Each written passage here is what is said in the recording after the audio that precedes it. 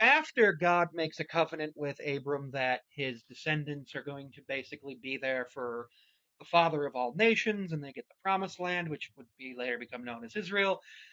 Abram and Sarai are like, "We don't have any kids, and I'm infertile," says Sarai. "Why don't you go sleep with my slave, Hagar?" So Abram does that, and the Lord has kept me from having children. Go sleep with my slave. Perhaps I can build a family through her. Now, unfortunately, because of the way property rights probably worked back then, this could have worked. And I do believe that the son who is born, Ishmael, is actually a descendant of Abram and Sarai legally. Obviously, he's a descendant of Abram both legally and technically, which is really just unfortunate. But this is like, well, and then your slave is in your hands, do with her whatever you think best. Then Sarai mistreated Hagar, so Hagar left.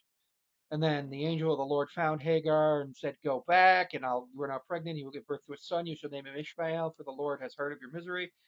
He will be a wild donkey of a man. His hand will be against everyone, and everyone's hands against him, and he will live in hostility towards all his brothers. You are the God who is in mom." And then this happened when Abram was 68, or I'm sorry, 86 years old. I read that backwards. So at 86, that's a decent age to be having your first child.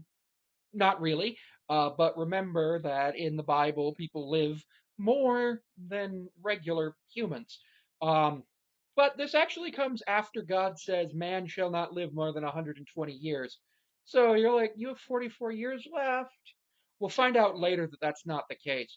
This chapter bothers me because it implies that they were treating their slaves properly, which is weird, because there is no ethical way to treat a slave. There's a biblical way to treat a slave, yes, but then she mistreats the slave, Hagar, and then Hagar leaves, and then God says, "No, you have to go back, and I'll reward you with a son that misbehaves." So it's like, what? That's not really a reward, that's more of a punishment or torture. I don't like it. It does make sense.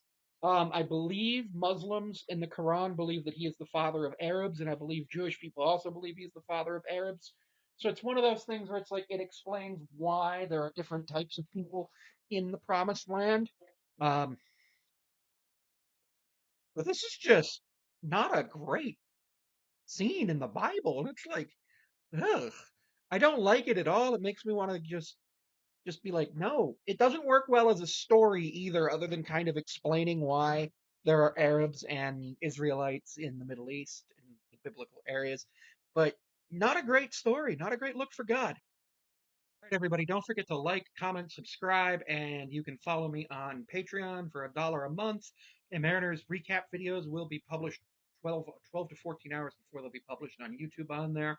You'll also have some access to things that I write, as well as some blog posts. I might use it as a website, and you can book me on Cameo. You can follow me on Instagram, and well as Blue Sky at Sammy5436. Thank you for watching.